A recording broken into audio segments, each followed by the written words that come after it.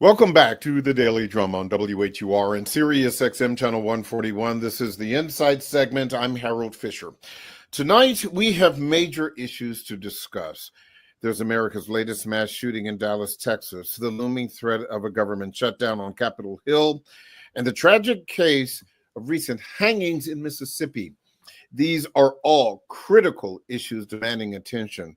Also this week, members of the Congressional Black Caucus are meeting right here in Washington for the annual legislative conference, tackling challenges facing Black America and the rest of the nation. We will drill down on all of these topics and much more tonight with Congressman Benny Thompson, a Democrat from Mississippi's 2nd Congressional District and the ranking member of the Homeland Security Committee. Congressman, thank you so much for talking to us tonight. I appreciate your time.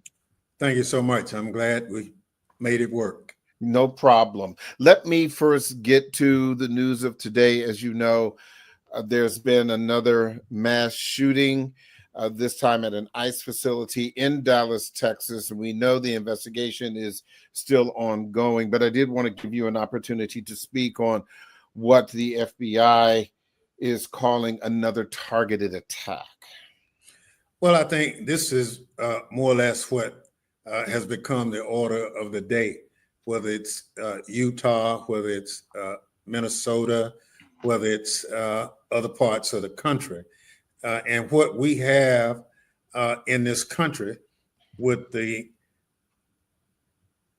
number of guns in this country that are available to people, with the fact that we don't have the kind of legislation in Congress that could mitigate some of the uses and people who use these guns, when we don't have politicians in Washington cooling the rhetoric around political differences, and with the, as you know, with the social media platforms serving as a opportunity to vent yourself on an issue, basically without any pushback, we have that. So what we have in Texas going on right now is what occurs when you have people in leadership who say messages and use people differently. What I'm talking about that is ICE is under my committee's jurisdiction. Mm-hmm. And as you know, the president has made immigration a targeted word in a negative sense, so that there's a lot of misinformation. I'm party of a lawsuit that's suing this administration, saying that as members of Congress, the law says we can come and inspect a facility at any time. Mm-hmm. Well, this administration has not allowed that to occur in many instances. So we have that aspect. California, as you know, has passed a law saying you can't, as a law enforcement officer, have a mask on and not identify who you are. Well, this administration has said they're not going to follow the law. So we have all those misgivings being promoted by the commander-in-chief of this country and predicated through his underlings. And so now the person who's over ICE, they have him on tape taking $50,000 bribe from undercover agents. And they say, oh, that was in the past and he didn't mean to do it. That's not how you handle your business. So in the midst of all that, we now have people who, for whatever reason, have started targeting ICE facilities. And a lot of that is attributed to what some people think is how immigrants are being targeted in this country. We have people who are being picked up on the street and sent to countries where they're not even from. We have people being put in prisons under contract in countries where they haven't even had an opportunity to talk to a lawyer or go to court. Mm-hmm. So with that as a backdrop, and our president talking as he's talking, I'm not surprised at some of these things that happen, although they are absolutely horrendous. But you look to leadership at the top to set the tone in a manner that even when we disagree, we can sit down and work out those disagreements.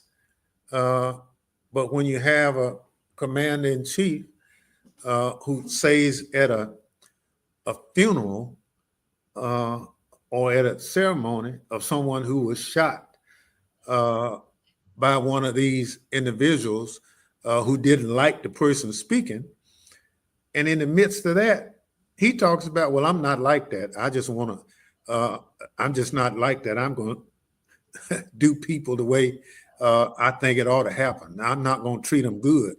That's not the example. Yeah.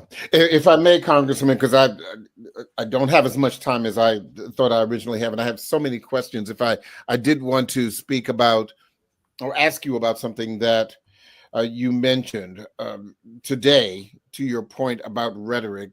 Senator Cruz is calling on all politicians to stop the rhetoric against ICE agents in the wake of this shooting in Texas. Your thoughts about that? Well, I think the rhetoric is to follow the law. I think when all of a sudden you show up on the streets without the proper identification on you, when you show up with a mask on, and to my knowledge, ICE is the only law enforcement agency in this country that shows up with a mask on. So you're creating a climate just by how you conducting your business. If you are looking to capture lawbreakers, you shouldn't hide. You should just do your job like every other law enforcement agency does. So I think because the senator is in a tough race in that area, people are talking about his lack of real engagement in that area. Some of that is he's just trying to give the impression that he's on top of things. But I see it that the agency tasked with that responsibility as professional law enforcement agency has to conduct itself in a manner conducive to what they're required to do. But on the other hand, what is happening, look, political discourse is what got us where we are as a democracy. Now, we don't have to talk about killing one another or that kind of thing, or harming one another. But to disagree is the American thing to do. We should set the example that we can have differences and still not end up fighting or harming one another. And so I'm concerned about the direction that's being taken in this country. But I hear it every day from the commander-in-chief, and I read it every morning with a 2 or 3 a.m. tweet from the commander-in-chief. So maybe the senator would be wiser to call President Trump and tell him to tone it down, since they are of the same party. Let me ask you about the looming federal government shutdown. We are about a week away from that deadline. What do you believe is at stake for everyday Americans if Congress doesn't act in time? We've seen this movie before. Yeah, well, we have. And unfortunately, at the last moment, we've had them. But for what's happening right now, as you know, there was a meeting scheduled between Leader Schumer and Leader Jeffries with the White House and their administration. And for whatever reason, President Trump has canceled the meeting. We have until next Tuesday to pass legislation to keep government open. So again, the commander-in-chief, President Trump, is reneging on sitting down, talking to the opposing side. And this notion that it's my way or the highway is not how democracy works, is not how government is designed to work. You share ideas, and somewhere between the sharings of different ideas is an agreement. Agreement is not a sole decision made by one individual, not in a democracy. And so that's what we are faced with right now. Now, from our standpoint as Democrats, the one thing that we are really concerned about is the status of millions of individuals who would lose health care benefits if the current effort is successful. Now, that means that millions of people who, because of the Affordable Care Act and some other things that we put in place when Barack Obama was president, and we've continued it forward, those benefits would be cut out to the benefit of millionaires and billionaires. So the notion is you're giving individuals money who already have money, and those who only have health insurance because of the goodness of this government, who, if they don't have that goodness, they lose the health benefit. And so we've laid what we're concerned on the table and saying to the president, okay, what are you proposing? But this notion that it's my way or the highway is just not how you make decisions in Washington. I do want to ask you, before I take this short break, this is Emergency Preparedness Month. We know that a lot of southern states, including Mississippi, have been dealing with climate change. The president says that climate change is a hoax. He said that before the UN on yesterday. What do you believe is the best plan for southern states like Mississippi for being prepared? Well, first of all, I listen to the scientists. I listen to people who do this every day, who say that climate change is real and it will be with us. And what we have to do is be prepared for those changes. One of the changes is hurricanes, tornadoes, floods, all those things that we know sooner or later will happen. And what we've done at the federal level is we have an agency called FEMA, the Federal Emergency Management Agency. And we've tasked that agency with the responsibility of pre-positioning assets. If they know something is coming, we provide training to departments, fire departments, whether they're volunteer or paid. We have emergency managers in every county or parish in this country whose sole responsibility is emergency management.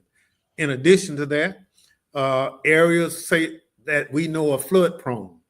We now have programs designed in that if you apply for the program and are successful with the money, we can mitigate that damage before it occurs. Because if we know from a climate change standpoint that a flood sooner or later is coming to the area, well, we can reinforce that flood-prone area so that the damage won't be nearly as great if we don't secure that area. So in the midst of all of this now, this administration has decided that, well, I don't think we need a FEMA. I think we need a standalone agency, a smaller agency. Well, Congress designed FEMA in the beginning when state and local resources had been overrun. So we were something like the cavalry.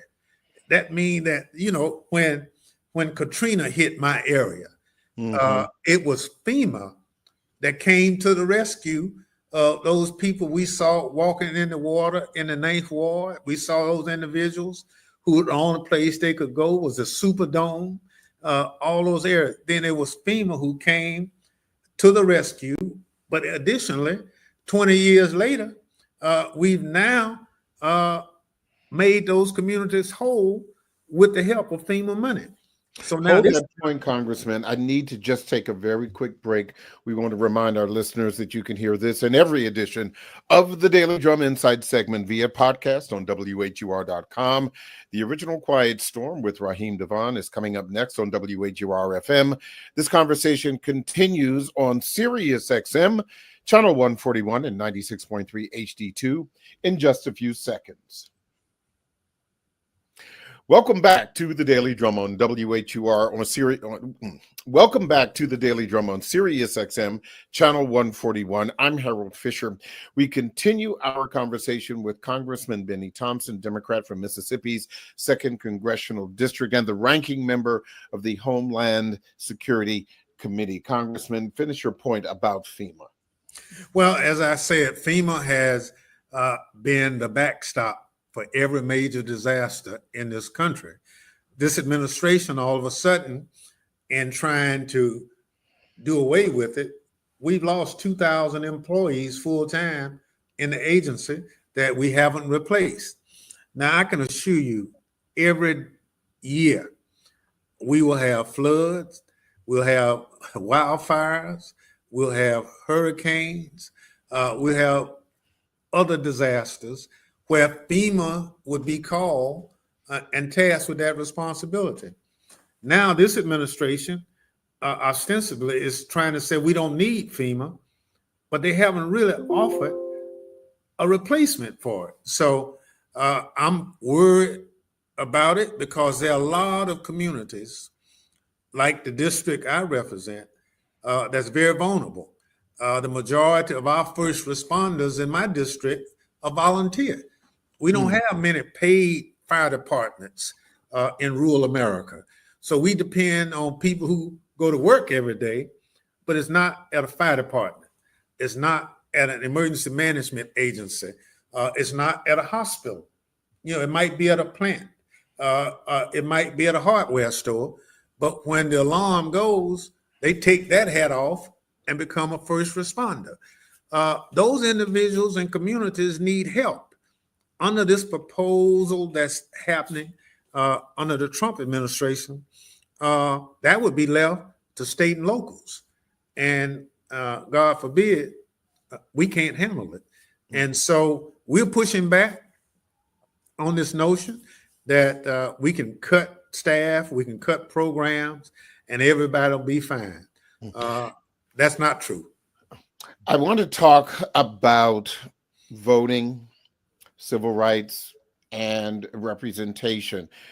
As you know, Texas just underwent a major redistricting effort by members of its Republican majority in the state house. Are you concerned that redistricting and voting rights are going to change significantly between now and, say, the midterms, and what impact do you believe it will have on the Black vote? Well, let me get to the cut to the chase right now. A majority of the Black people elected from the South would not be in Congress if it were not for the voting rights bill and other civil rights legislation.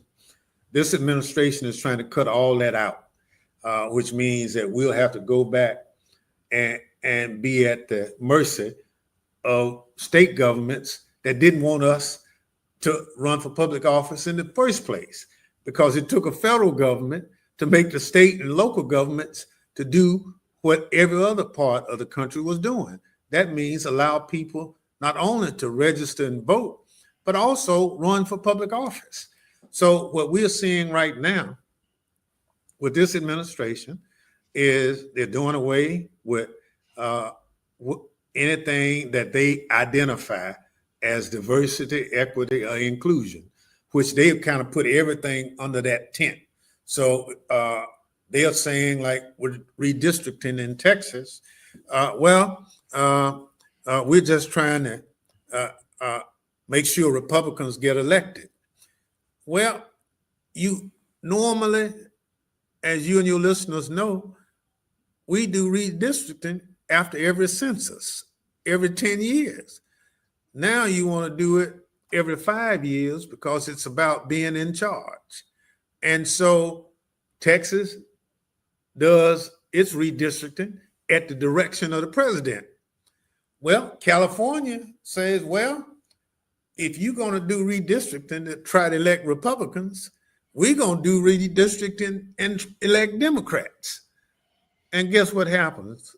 Our president say, no, if you do that, we're going to sue you. So wait now, you can't have it both ways. You encourage Texas to redistrict, they do. Then California decides to do exactly the same thing that Texas is doing. And you say it's wrong. No, it's a democracy. Mr. President, you're not an autocrat. You're president of the United States. You're the president of Democrats, Republicans, and we're a nation of laws. And so now what we have, Missouri is looking at doing away with a Democratic district represented by an African-American, the former mayor of Kansas City, Missouri, who's now in Congress, Reverend Emanuel Cleaver. So there are a lot of things that's coming from it. But the bottom line is it was those civil rights laws that allowed people of color, black, brown, whatever, to run for public office based on past discrimination. There had to be a record of past discrimination in order to have it. So somehow this current president is saying all that's over. And so we'll continue to struggle. We'll continue to fight. We're in court in Texas. We'll be in court shortly in Missouri. We'll be in court as soon as we finish in California, because our founding fathers, as you know, designed 3 separate and distinct branches of government, but they are co-equal. That means you have an executive branch, a judicial branch, and a legislative branch. But under this administration, all that's pushed to the side, and it's all about what one individual wants. And if you listen to him, he says it almost on a daily basis. This is what I want you to do. I do want to move on to another issue that's actually a Mississippi issue. And you know that there have been recent hanging deaths in Mississippi that have drawn national attention. One in particular, Demartravian Reed, who was a student at Delta State University. There's a lot of noise on social media. It was originally determined that this was a suicide, but to the point, obviously, a young black man found hanged in a tree. There was another man who was also found hanged, a white man, homeless, who reportedly had some drug issues. But I want to go back to the Demartravian Reed situation. His family wants an independent autopsy. Just your thoughts about, what is happening, and do you believe this is being handled properly? I know you've called for an investigation. Just where you are in your mind about this right now. Yeah, I've lived in Mississippi my whole life. I represent Bolivar County, Mississippi, and Delta State University, where Trey was a student and where he was found hanging from a tree. One of the most violent ways of death in the Black community is to be hung, because most of the time it was a symbol of somebody who was trying to make change. As you know, the Ku Klux Klan and other people who tried to prevent Black people from registering to vote, tried to prevent Black people from running for public office, tried to prevent Black people from living in a particular neighborhood or ride public transportation. The most identifiable method of changing how people act was a lynching. And so it was that lynching or that hanging of Trey that really brought back all those memories. I think in talking to the family, they were not satisfied with the statements that had been made by law enforcement. They were not satisfied with how they were contacted about Trey's death.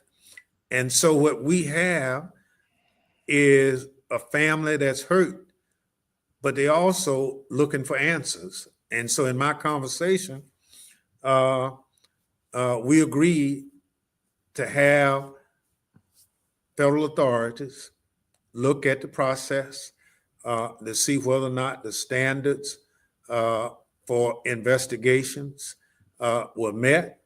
I can tell you there were missteps made, but I don't know if that changes the ultimate outcome of what occurred. In Mississippi, you don't have to have any training to be a coroner. No medical background is necessary. Most coroners in Mississippi are affiliated with funeral homes. They're not affiliated with any kind of medical facility.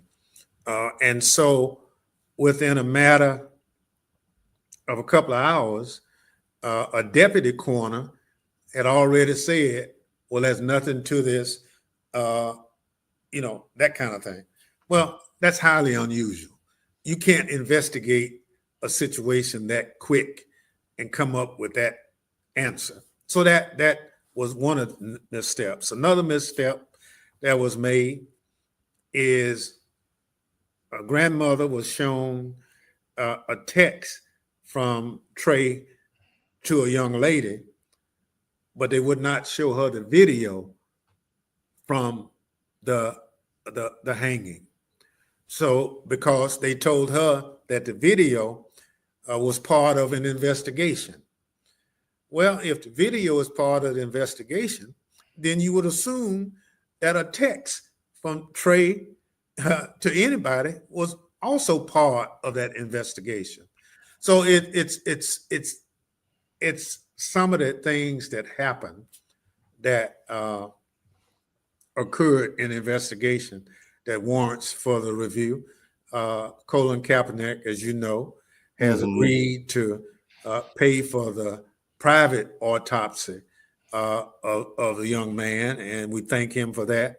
And so the family is awaiting those results, and we've had vigils in the community where he's from, and obviously everybody's still shaken because, as I said, in the Black community, one of the ways that was used in the past by the Ku Klux Klan and other racist organizations against Black people was hanging or lynching. And so that's why I'm convinced that everybody kind of got up in arms over it, and rightfully so. But at this point, it's still under investigation. The other issue that I wanted to discuss with you is the deployment of National Guard troops to patrol city streets, or the increase of federal agents on city streets. We've seen that here in the District of Columbia. The president has threatened to do that in Baltimore, has done that in Memphis and in other major cities, all of whom are headed by Democratic mayors. Are you concerned, for example, that that same kind of thing could be seen, for example, in Jackson or any other major city in the nation?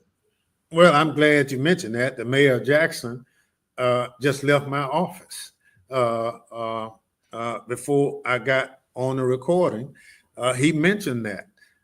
He said, look, if you want to come to my city, the first thing is you need to talk to me. You need to find out what is it I need. You need to make sure that your coming doesn't create a bigger problem than we already have. So the president coming to DC should have invited the mayor to come to City Hall and said, Mayor, I want to be helpful. What is it I can do for your city? My understanding is he didn't do that. It's costing over $1 million a day for the National Guard to be in the District of Columbia. I think if he had said, Mayor, I'll give you $1 million a day if you come up with a plan to address crime in your city. And I guarantee you, between the mayor, her staff, and city council people, they would have come up with additional resources that to address it. But that's Donald Trump just being mean. You saw how he wanted to go into Chicago the same way. But, the law says you have to get the approval of the governor. You can enhance certain things with ICE and what have you, but you can't bring the National Guard in without the approval of the governor. So what he did, the governor of Illinois is a Democrat. So he goes to Tennessee, where the governor is Republican, but the mayor in Memphis is a Democrat who did not want their presence. So again, he's trying to use the bully pulpit of the White House as president to punish Democratic-run cities. And this is not what you're supposed to do in a democracy. You come up with standards and you work with state and local officials in coming up with a solution. But he doesn't care. Just like when he filed all those bankruptcies, we was in the private sector and he was asked that question, his answer said, well, it wasn't my money. So, I look at what he's doing with the National Guard. But do you think that this it's not his money. Do you think that this could happen in your state? Oh, no question. I think it could happen. My governor, we have 200 National Guardsmen from Mississippi in DC right now. He volunteered for them to come. They didn't even request. So my governor just sitting on ready to push it down if the president wants to do it. But again, we have men and women who've been in the District of Columbia for over a month now, away from their families, and many of them are not trained for what they're up here to do. They don't have equipment. They're renting pickup trucks and other things to ride around in. But this is, again, just a show of force by Donald Trump against Black people and against Democrats. And so, again, it's not his money. And it's the taxpayers' money. And because he's president and he controls the National Guard, he thinks he can spend it any way he wants to. Sometime he can, sometime he can't. Certainly Democrats have a lot to be concerned about, a lot to complain about. You're well aware Republicans have the House. They have the Senate by a narrow margin, certainly. But outside of what we know they cannot do other than to talk about their discomfort with the current leadership, what do you believe that Democrats and particularly the Congressional Black Caucus can do to further the agendas for their constituency? Well, I'm glad you asked. First of all, the motto of the Congressional Black Caucus is We are the conscience of Congress. No matter where we are, there are some bread and butter issues that we're not going to walk away from. We want to make sure that people have a roof over their head, that there's health care available, there's food available, that there are opportunities available. And those programs that promote those things to happen, we're going to make sure and support them. But now it's a political process, and you can do it better when you have somebody of your party in the White House, and you can do it better when you have somebody of your party in leadership in the House and the Senate. We don't have any of that. So we are what you call the loyal opposition. That doesn't mean that we're going to sell out our principles. We're going to fight Donald Trump to hell freeze over and make darn sure that we continue to stand for those things that are right. Now, what we have to do, just like we're faced with this shutdown, we can't compromise who we are and who sent us just to satisfy Donald Trump. People come and say to us, well, what are the Democrats going to do? Well, I'm glad you asked. We're going to push back at every opportunity. We're going to stand on principle. We're going to push as hard as we can. And we're going to fight until the next election. You know, in America, we settle our differences at the ballot box. In the interim, we're going to do voter registration. We're going to do voter education. We're going to go to every major constituency group in the country and tell us what's at risk. We're going to tell them how bad this administration has been for Black people. We're going to say how historically Black colleges and universities are being mistreated, shortchanged with resources like they've never been before. And the only way we can fix it is make sure that on election day, they show up in record numbers. The only equalizer in this country is on election day. That means that the homeless person and the billionaire on election day, they're equal. And if we get enough people of goodwill going to the vote, we can start changing this thing that's here. But we got to convince a lot of those folk who last time didn't go and vote. Some of them said, well, Donald Trump hadn't done anything to me. He gave us a stimulus check. Well, when you look at it, you find out that check was actually passed by a Democratic Congress, and he refused to sign to authorize it and took the Secretary of Treasury's name off it and put his name on it. And so ultimately, the stimulus checks went out under his signature. And so now people who got the checks thought Donald Trump sent him the checks. And so, look, all of us have to continue to educate the communities on what's at risk. And we have to support legislation that makes sense. We can't compromise our integrity or what we stand for. It doesn't matter who's in the White House, no matter how bad he is, and no matter how we want things to be better. But under this administration, all you have to do is listen to what is being said. And the majority of the people who I know would say we a better country than this.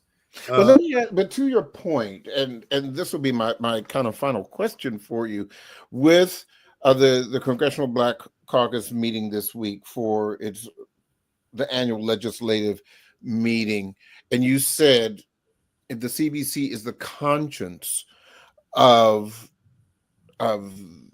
Congress. Thank you. Who don't you need more than Black folks listening? Well, look, if I wasn't on WHUR right now, I'm saying that who's the audience I'm talking to? Yeah. My healthcare doesn't have a color to it. It has a remedy. You know, housing doesn't have a style, it's covered. And so the policies we are talking, for the most part, are policies we believe that's good for America. So if it were not for the Voting Rights Act, a lot of us wouldn't be in elective office. If it wasn't for free and reduced meals, a lot of us would not have survived the nutritional deficits in this country. If it were not for educational loans and grants, a lot of us would not have been able to go to college and be what we are. And we can't walk away from that. And so when you really need somebody to champion the core issues in this country, you can look to the Black Caucus for doing that. We won't walk away from the people who sent us, be they black, white, or brown. I think that's a good place to end this conversation. Congressman Benny Thompson from Mississippi, I appreciate your time. Good luck this week during the CBC Legislative Conference, and we will be in touch. Thank you so much, sir. Thank you for having me. That is the Daily Drum for this Wednesday, September 24th. I'm Harold Fisher.